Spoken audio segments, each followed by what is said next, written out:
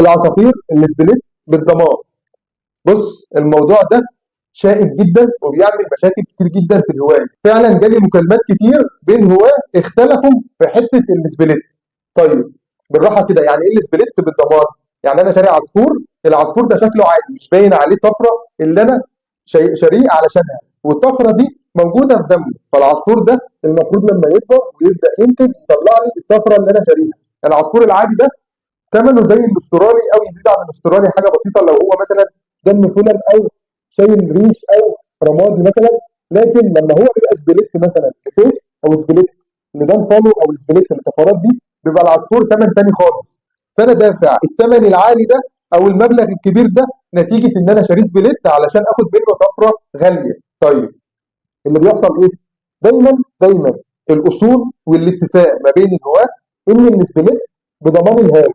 السبليت بضمان الهاوي بيحصل غلط، بيحصل غلط.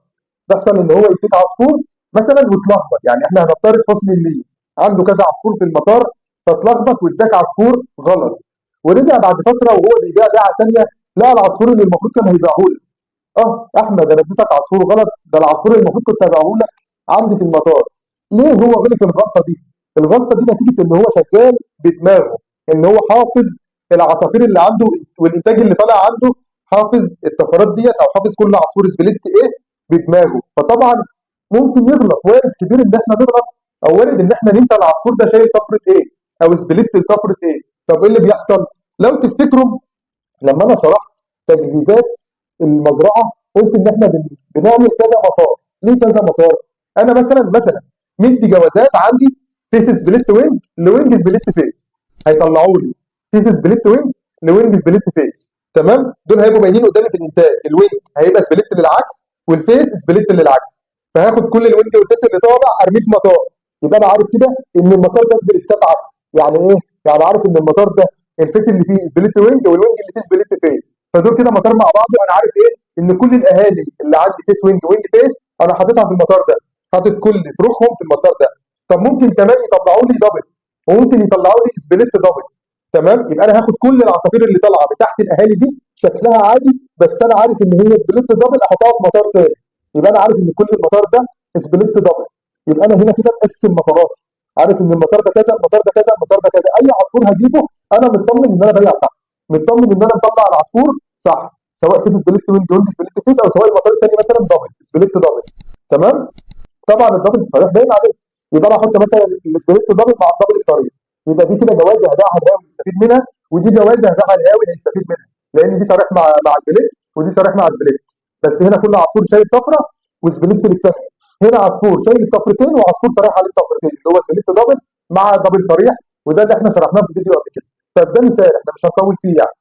يبقى انا هنا كده انا كهاوي انا ببيع وانا مطمن بضمان السبليت، لان انا متاكد ان خلاص العصفور اللي انا ببيعه سبليت مضمون 100%. تمام. طيب نيجي لنقطه ثانيه. انا دلوقتي ما عنديش مساحه ان انا اعمل مطارات. اجنده يا باشا، اجنده، وتبدا في الاجنده دي تكتب كل جوز عندك اهالي في صفحه. تمام؟ مثلا وتبدا تشتغل دبل. لازم تشتغل دبل في الوقت ده. ليه؟ انت هتميز بقى العصفور اللي عندك في المطار من خلال الدبله. هتكتب مثلا ان الجوز ده مثلا عين واحد او ثلاثه واحد او عش واحد حسب ما انت هترقم عندك. وقلنا ان الترقيم ده مهم، لو تفتكروا قبل كده في فيديوهات كتير قلت لكم ترقيم العشوش وترقيم السلكات مهم، ده كمان ترقيم المسائل والاكلات مهم، علشان ما نقلش سقايه من عين لعين وممكن العصفور يبقى تعبان، ما نقلش اكاله من عين لعين وعصفور يبقى تعبان، ما نقلش طاجن من عين لعين ثانيه وعصفور يبقى تعبان والسقايه او الاكاله او الطاجن ينقل ده المرض دوت للعصفور اللي تحته. امال انا بربي فرد ليه؟ ما انا بربي فرد علشان ابدا اقلل من انتشار الامراض داخل المزرعه. طب نرجع لموضوعنا. انا دلوقتي بدات ان انا اعمل اجنده وعملت لكل عين عندي لكل زوج اهالي صفحه.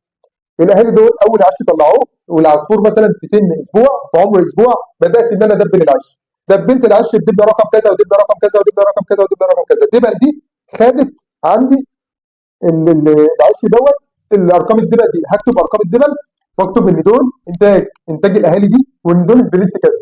يبقى انا خلاص لما باجي ابيع انا مسكت العصفور هبص على العصفور وابص على دبلته، هبص على العصفور وابص على دبلته واطلع دبلته دي من تحت انهي اهالي. يعني انا كده هعرف اوصل للعصفور ده هو من تحت انهي اهالي.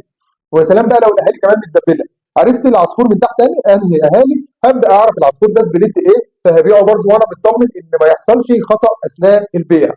طيب ايه الاصول يا عم احمد لو انا بعت عصفور غلط؟ علشان ده السؤال اللي جالي ودي المكالمه اللي جات لي. حد الاثنين ما شاء الله، ده امين وده امين، اللهم بارك، ربنا يا رب يبارك لكل واحد عنده امانه في طيوره وما بيرضاش يدخل على نفسه جنيه حرام.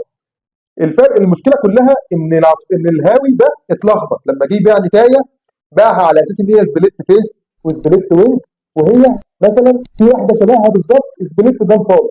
فطبعا اللي هي سبليت فيس او وينج دي لها سعر، واللي هي سبليت فولو سبليت دان فولو لها سعر تاني خالص.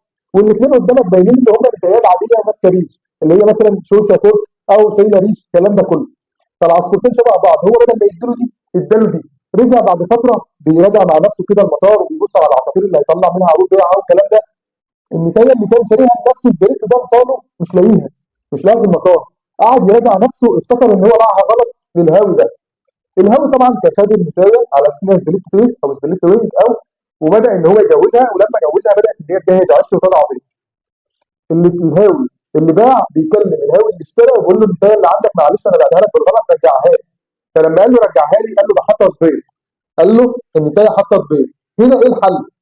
الحل لو الهاوي ده يقدر يحضر البيض، يحضر البيض ويرجع له نتايته وياخد النتايه الصح اللي هو المفروض محاسب عليه، يبقى ده اول حل. طيب انت عرفت بقى ان دي نتايه سبليت ده فاضي وانت مش عايز ترجعها، تمام، مع انها هو كده كده مش هيستفيد فيها، لان هو مش مديها الحاجه دم فاضي او حاجه سبليت دم فاضي. طيب هو دلوقتي ما عندوش مكان يحضر فيه البيض، او ما عندوش كوز تاني يحضر تحت البيض، وقال له استنى لما العيش يخلص، استنى لما العيش يخلص. لو المشتري لو البائع اللي هو باعها له بالغلط صبر عليه، خلاص مفيش مشكله. طب لو البائع محتاج النتايه، تمام كده هو خسر المشتري العش ده، لان العش دوت خلاص هو مش هيقدر يحضر البيض. فهنا بتبقى بالتراضي. بالتراضي ازاي؟ يا عم انا اديت لك نتايه بالغلط، خد نتايتك اللي المفروض ان انت كنت تاخدها من البدايه، وانا هعوضك عن البيض اللي انت خسرته، هعوضك عن العش اللي انت خسرته، هعوضك عن الشهر اللي انا اخرته معاك نتيجه ان انا كنت بايع لك حاجه غلط. انا كده هو اتاخر شهر، الشهر دوت كانت هي اتجوزت وتوالفت وبدات تحط بيض وهو خسر البيض ده. لو هو متسامح جدا وقال له خلاص انا هجيب لك النتايه وربنا يعوض في البيض، اللهم بارك. طب لو هو قال له لا معلش انا كده انت عطلتني شهر وانا خسرت البيض، معلش انت تعوضني عن الشهر ده، بتبقى بالتراضي برضه. بس هي دي الاصول. الاصول ايه؟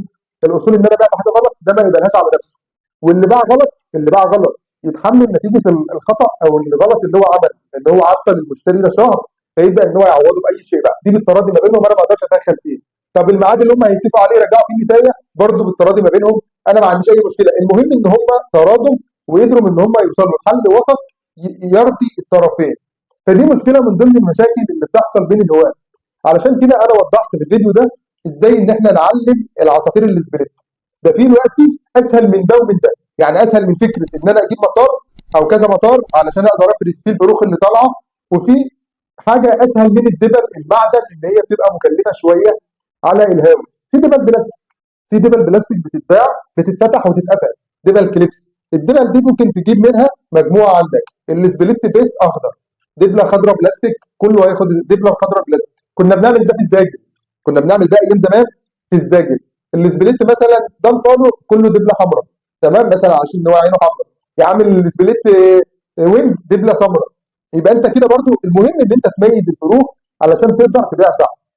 طب السبريت 50% ما بشتريهوش ولا تشتريه ولا بجنيه ولا بجنيه، انت كده بتشتري سمك في ميه. انت مش ضامن العصفور ده شايل الطفره ولا مش شايلها، لان هو احتمال ان هو يبقى شايلها بنسبه 50% او مش شايل، او احتمال ان هو يبقى مش شايلها بنسبه 50%. ده معنى كلمه سبريت 50%.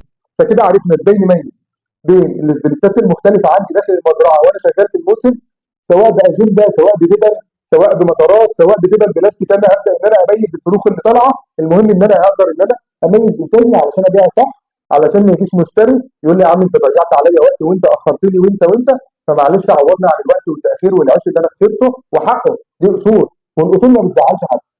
فالفيديو ده كده فيديو بسيط علشان انا نفسي ان كل الهواة تتعامل مع بعضها بحب، تتعامل مع بعضها برجوله. النصب الكتير دوت والله ما فيه بركه، ولا عمرنا ربنا هيبارك في اي قرش حرام.